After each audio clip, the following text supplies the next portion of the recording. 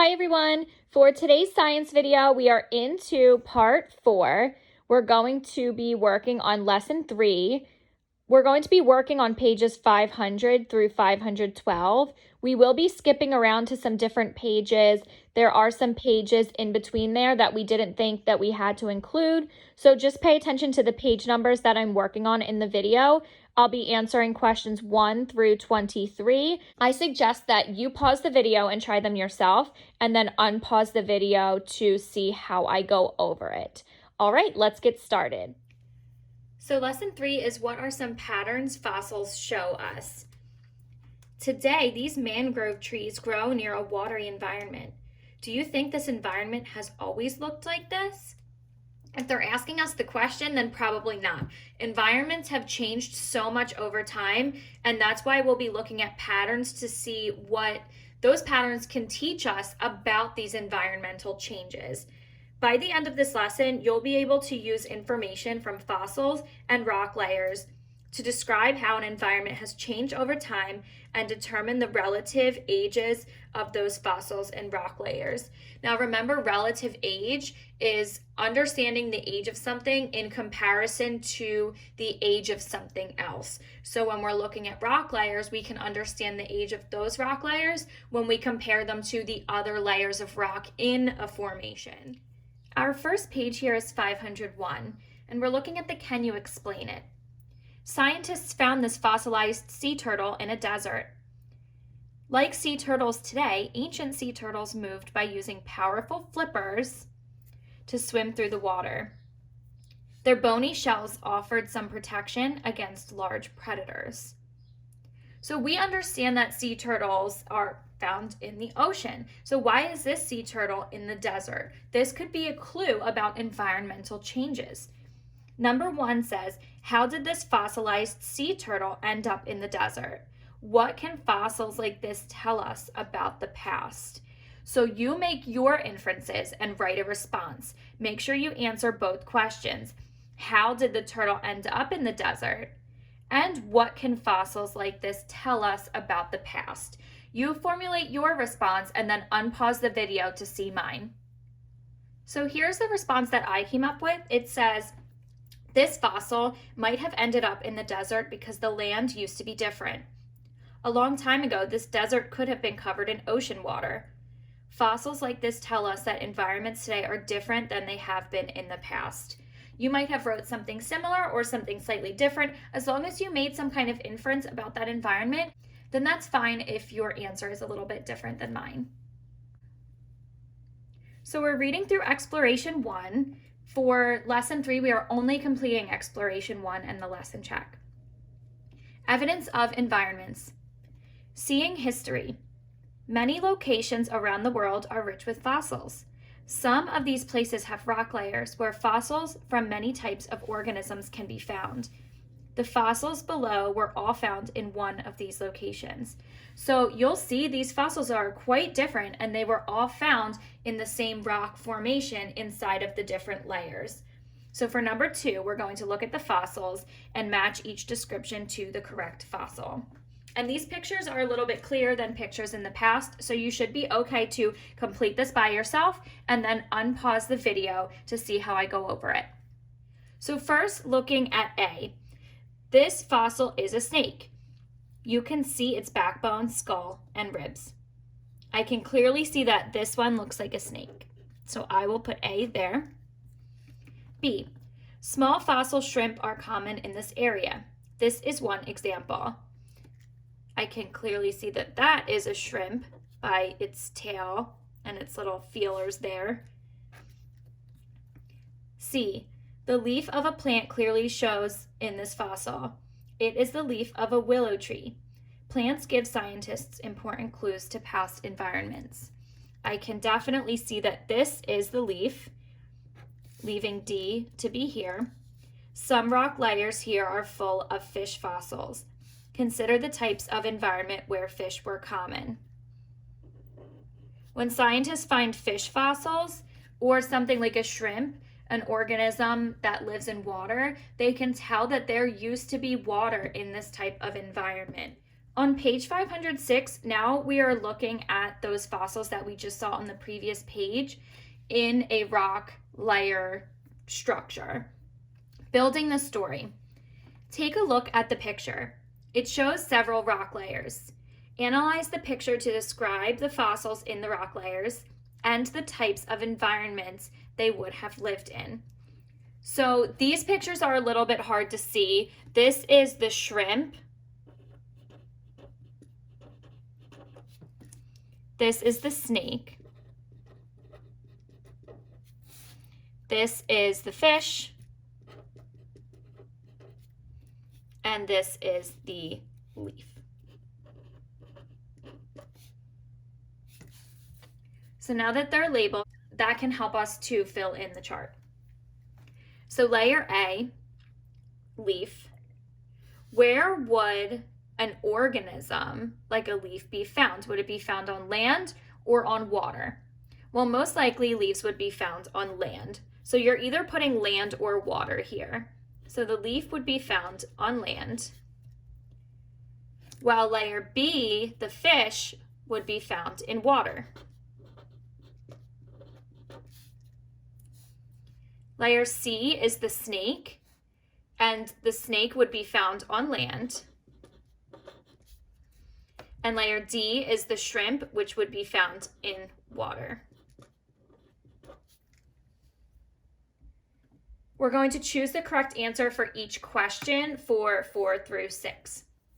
So first, number 4 says, which rock layer is the oldest? You should be able to answer that question based on your previous knowledge from our reading that the oldest rock layer is always on the bottom. So which one is on the bottom? D.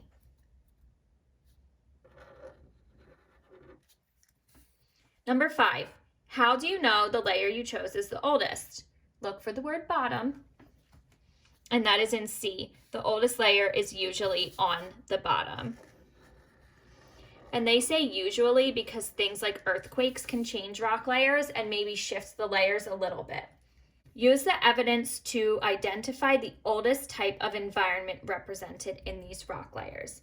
So look at the oldest layer of rock, which is D, and look at the organism that lives there.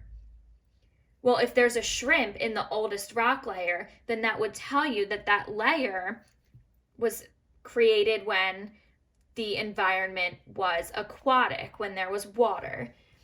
So look for the answer that has something to do with water. Desert, forest, sea, mountain. The C would be your correct answer here. So that means that when this rock layer, D, was created, there was water in that environment. On page 508, we're completing 10 and 11. Putting it together. Number 10 says, how can fossils serve as evidence of specific events and environments in Earth's history? How can they show patterns in that history? Form a response on your own and then unpause the video to see my response. Remember to include the answers to both of the questions. So to answer the first question, how can fossils serve as evidence of specific events and environments in Earth's history? I kept it a very short and simple sentence. Fossils show us that environments have changed. In Earth's history, these environments have changed. How can they show us patterns in that history? They show us patterns because we see these changes repeat. And we saw just on the previous page how the shrimp was in water, and the snake, the next layer up, layer C, the snakes are land-dwelling creatures. So over time, the environment changed from an ocean sea environment to an environment where there was land, less water, maybe no ocean. Later on in time, layer B, there's a fish. Now we have water again. There's a sea environment in that place again. And then in layer A, we have a leaf. Back to having not an aquatic ocean environment, but a land environment. So what can you predict might happen later on in time due to these changes? That's what scientists do with this information. They make predictions based off of the past. For 11, we're going to choose the correct words to complete the sentences. We have shrimp, aquatic, and plants. The rock layers from the previous pages show changes over time. The first animals there were the animals that were in that bottom layer, D, which was the shrimp.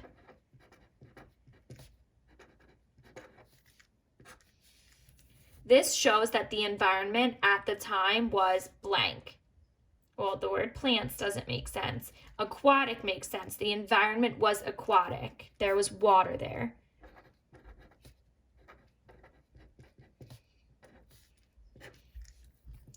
Over time, most of the water disappeared. A forest formed. The forest had many types of plants that are common in warm climates, and that's why we saw leaves. Our last two questions are on page 512, which is on the back of the previous page. Interpret layers. Use what you've learned about the rock layers to answer the questions. So this is a little bit hard to see, but it's just in the order that we've previously seen. This is the shrimp, the snake, and the fish. The leaf was on top, remember, but I don't really see it in this picture. I'm assuming if it's anywhere, it's here. 22 says circle the correct answer. The oldest fossil is the fossil shrimp. The oldest layer is at the bottom. So is the shrimp at the bottom? Yes, it is. So I agree because the shrimp fossil is in the oldest layer. Number 23, circle the correct answer. The snake lived after the leaf, so I'm assuming this is the leaf. It's very dark. But the leaf was in the top layer. The snake lived after the leaf, but before the shrimp. So remember, oldest up here, youngest. So did the snake live after the leaf? The snake is here. So the snake was living before the leaf. It's older than the leaf. And the snake did not live before the shrimp. The snake lived after the shrimp. So I disagree because the snake fossil is in an older rock layer than the leaf. That's true. And in a younger rock layer than the shrimp fossil. So I wanted to just show you guys these pictures that I found because I feel like they really do a good job of showing you what it means that the youngest rock layer is on the top and the oldest is on the bottom. So if an archaeologist were actually digging into the earth, they would find the youngest fossils on the top because they have been the most recent to pass away. But down inside of the earth, further down, that oldest layer is where they find the oldest fossils. So I feel like that picture just does a really good job of showing you a visual to help you understand what that means when we say the youngest is on top and the oldest is on the bottom. And that's all the questions that we are completing for today. So look to the next video to actually finish out the science contingency plans. There will be one more video for lesson 3 that I will be posting soon. Have a wonderful day, and I miss you guys so much.